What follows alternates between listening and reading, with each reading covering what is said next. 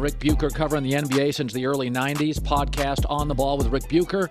He's on Speak after our show. We got a lot of stuff to talk about. Yes, we do. We do. A lot to talk about. So, is this the new Jason Tatum, Ric Bucher? It's the new old Jason Tatum. I've seen this Jason Tatum before. I've seen electric performances. I just haven't seen them consistently. And he's one of those guys that when his confidence is there, and when especially if his three-pointer is falling, and the way Philadelphia defended him, he can go and get you 50. I've never doubted that. Yeah. I've never doubted that he had the talent. That's my takeaway. Yeah. But he will. By the way, Giannis has done this. Giannis broke through, and then this year he went back to what he was, which is I don't want to be near the free throw line late. Yeah. Bully ball. Yeah, I'm not going to put Giannis. I mean, Giannis will still try to get to where he wants to go. He will still try to take over. I think there were some elements about his game that fell off. Yeah. I thought the mid-range was coming. Yeah. But with Tatum, it's not a matter of talent. It's a matter of mindset. Thank you. And it's just not consistent. So am I buying in on Jason Tatum and the Celtics? No way in hell am I doing that. That'd be crazy. He will have another game where he passes to Marcus Smart with 4 seconds to go. Well, and it's not just that. He'll have another. I mean, we had it. He had the great fourth quarter, but 1 for 14. You got to figure out a way to manufacture points. Yeah. Don't just keep doing the same thing. And there's some technical aspects about his game that I think certain matchups give him a problem. Yeah. He plays really high. Yeah. His handle going to the hoop is not as good. If you watch Jaylen Brown, just watch the two of them. Jaylen Brown gets low, gets his shoulders past the defender, and goes. Jason kind of plays high, which means he's susceptible to getting picked. And if guys get underneath him, then he's uncomfortable. And so I don't know. I'm not sold. Okay, so I've said this, that I don't think the Lakers are a championship team, but I have come to terms with, I kept comparing LeBron to prime LeBron. Yeah. And if you just take his numbers through the playoffs, he's 24, 10.5, 5, or 10. Similar.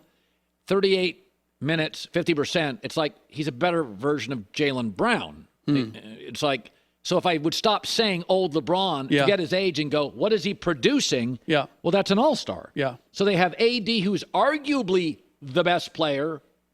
LeBron, that's arguably a better version, somewhere between Tatum and Brown. Yeah. Well, why aren't they a championship team? Yeah. In part because of the pieces around them. I mean, Austin Reeves is arguably your third best player. Well, he is, yeah. Undrafted, first time in the playoffs. At some time, that bill gets due. What I'm really I'm amazed by are the number of star calls that Austin Reeves gets. Austin Reeves is all about contact and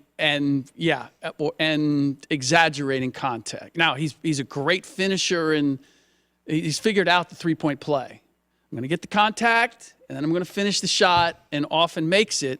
But I am flummoxed at the number of star calls he gets. Normally, you have to demonstrate that unless I'm fouled, I'm beating this defender. He hasn't been around long enough to prove that. And yet, anytime there's any kind of a bump, and he's just pump fake, oh, got you leaning, going to lean in, shot, and he's going to the line. I'm just like, I've never seen a young player be given that much latitude by the officials this early in their career. I mean, good on him that he's doing it. Can they beat the Nuggets? The matchups are interesting. The matchups are very interesting. And look, I've picked against the Lakers in the first 2 rounds. Well, I'm doing it again. This is a different Nuggets team than they met 2.5 years ago in the bubble. Jamal Murray is much better. Aaron Gordon is a big athletic body to put on LeBron. Bigger, maybe not more athletic, certainly not more athletic than Andrew Wiggins, but bigger and stronger for the game that LeBron plays now. Yeah. You can play him. I think Aaron Gordon, after seeing what he did against KD, I thought he did a tremendous job. That it'll be interesting. If Aaron Gordon doesn't lose his confidence, if he continues to play aggressively, then I think that's difficult. And then Jokic against AD. I thought that Ayton would give Jokic more problems because of his athleticism. gave him none. AD is obviously playing better than Ayton is, but can Jokic do the same thing to him? And then you have multiple defenders. Denver is such a better defensive team than Golden State is, and Mike Malone really doesn't like switches. He doesn't like them switching with particular matchups. If he wants Aaron Gordon on Kevin Durant, or he wants Aaron Gordon on LeBron James, then he's going to have that set up so that's what they get. And the Warriors just were all too happy to switch every time, which I thought really backfired on them. So the Warriors. So we didn't think they were a championship team. They were too reliant on Steph, too much of their scoring's backcourt. So Steve Kerr now acknowledges that, and you were critical of him privately, publicly, whenever we hung out. Yeah. I think they got to move Looney because I think they have to have somewhat of a scoring threat as Steph ages. Clay still shot 41% on threes in the season. They're not bailing. Draymond, Steph, and Clay are coming back. I think they'd like to keep Poole as Steph ages. I think they could maybe have to move him to get something. I think they have to go get a reasonably offensive-minded, not strictly, but reasonably offensive-minded big. Yeah. That feels like the play. You can't go up against Jokic and Anthony Davis and some of these guys. I mean, now the Celtics don't get anything from Robert Williams, but it feels like literally you could defend 4 people. And if Draymond's not shooting, when there are times he is, but you couldn't have him on the court, Looney. Yeah, the problem is that Looney doesn't make a whole lot. I don't know how much he's going to get you back. And I know there's a couple teams out there that would love to have him. I don't know what you're going to get back for him. They need 2 pieces. They need a 3-and-D wing defender. They need a true wing defender. And they need a stretch 4-5. So that you can put somebody out there on the floor and you can mix and match with Draymond. I wouldn't move Draymond. What about Julius Randle? Knicks are ready to move. That's interesting. Julius Randle of the Knicks. And, by the way, they could certainly – they don't need size. Really interesting. They don't need size. They could use Jordan Poole. That's really interesting. Because you've got to you know what? You've had Jordan Poole on the market, and nobody is even stopped. Nobody's even parking and walking in to look at that. They're like they've seen that advertisement. So what do I have? But Julius Randle. This is the problem, and the problem is Clay and Jordan. You're sold that Clay's going to stay there, and I have no reason to believe that he's not. But he wants to get paid in a big way. You can't pay him big. And you can't have Clay and Jordan as your rotation at the 2 spot. You need a big defensive guard. You need what Clay used to be when he was young. And so if there was one of the 3 that I was going to move, and I hate to say this, the problem is they let the story go on. It was storybook when Clay made it all the way back and they won a ring last year. Should have moved off it. That was it. Like, end the story there. Because it wasn't going to get better than that.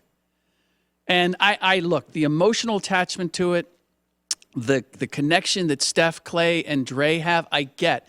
But I saw this happen with the Celtics. I've been around long enough to remember they hung on forever with Kevin McHale and Larry Bird and Dennis Johnson and Robert Parrish, and they couldn't break it up. They couldn't go in another direction. And as a result, they hit the skids for a long stretch. That's what the Warriors are facing if they decide, they make an emotional decision and say, these guys have given us too much, they've done too much, we're not breaking up. It's time to look at that core. I'm keeping Steph.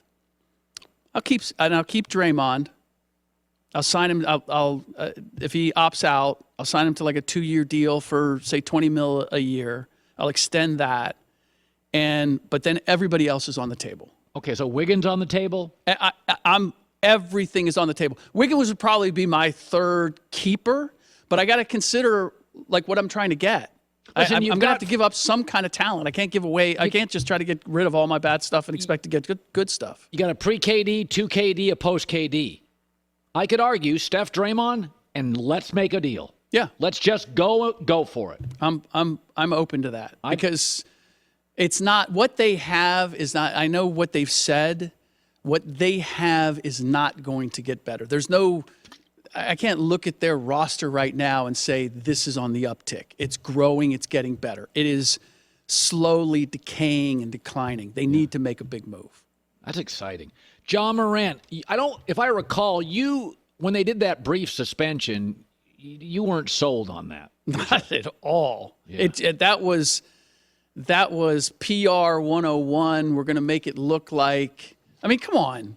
You go with it wasn't just one incident. It was a series of incidents. This was a lifestyle. This was a lot of decisions, a lot of bad decisions. And you're going to send him away for 3-4 days for therapy, and then he's going to come back and he's going to do the big national TV interview, and I've changed and I've realized my mistakes. And I'm like, come on, who are we kidding here? And we're going to get him right back out on the court because that was the most important thing. The Grizzlies and the NBA, it's not to say that Ja doesn't have responsibility, but the Grizzlies and the NBA have let down, are spoiling what should be one of the faces of the league. Exciting, electric player, great backstory, and it seems like there's no guidance here or no accountability, and hasn't been, and that hasn't changed. So the fact that we are where we are does not surprise me in the least. Ric Bucher, we are going to an undisclosed location tonight for more. Yeah, you're going home with your kids. I have an NBA insider I'm going to dinner with. I didn't even know it was undisclosed. Is this like one of those Billions thing where they go and they have some like secret chef who comes out and you put the napkin over your head and you eat with your eyes closed so that you can really experience the kind of a Vanilla Sky meets a pasta place or something. Have you seen Vanilla Sky, the Tom Cruise movie? No, I've heard it's like all crazy. Oh, it's one of my favorite Tom Cruise movies ever. Wow, I can't believe you even know about it. Have you seen it? I've never seen it. No. Have you seen Mission Impossible? All I want to know is if there's an affogato somewhere. Oh, that's the best. I introduced him to that. Affogato? By the way, Jordan Poole. I just need to come back to Jordan Poole for a second. Americanos. Rick. Yes, J-Mac. His trade value is so low right now. Colin, we got something to cover here. His trade value is so low. Why would you trade him now? He averages 25 a game when he starts. Okay. And in the playoffs, he basically pooped his pants and cost himself all his trade value. How about Orlando? Jalen Suggs hasn't been as good as advertised. Banchero's been great. They could use a perimeter shooter. This is the price. It's not so much the talent. It's the maturity. It's the maturity. And it's everybody now. I think everybody now is looking at it going, maybe Draymond had a reason. Stop it. I'm telling you. To punch out your teammates? No. I'm just saying, I'm not defending what he did. But they're just looking at it and looking how he acted. And let's look, the real Clay and Steph would never slug him. But they were like if you go through all of their comments over the last 2 years, they were done with him. Done with him might be a little strong, but they were certainly annoyed with the behavior. So this is not an isolated Draymond thing. And again, I'm in no way defending what he did, but to think that Jordan didn't have a part in this, that this was just an innocent little smack talk. No, this was something that had built up, and it was the last straw. But to your point, yeah, I don't know, like Jalen Suggs, man, in a heartbeat, the Golden State Warriors would do that. I bet you Klay Thompson could fetch more than Jordan Poole right now. I would say you're probably right. Okay, so move Klay. Keep Jordan Poole. I'm not opposed to that. You need to talk to Colin about that. I told you. Well, he's the one who talks to Draymond Green. I'm wide open. I got a for sale sign on everything. His whole thing was Draymond, Steph, everybody else is available. I love that. That's why I love the offseason for the NBA. Oh, my God. You're sure about Draymond? Untouchable? Dude, he was second team all NBA defense. Ooh. He remains their leader with assists. You get a great effort every night. And he's kind of the soul, the high screen guy, the catalyst. Of course you keep the guy who stomps out an opponent, gets suspended, punches out a teammate in the preseason. I got it. And they still love him. It tells you something. Yeah, it tells you. You know what I love? I love winning. Yeah. They didn't win with Draymond this year. They didn't win with Draymond this year. Yeah. I got to do a Clay on you? In the past. I'm doing a Clay on you. That's in the past. 4 rings with him. Okay. We put up a lot with you, too. You don't step on people, but we put on a lot with you.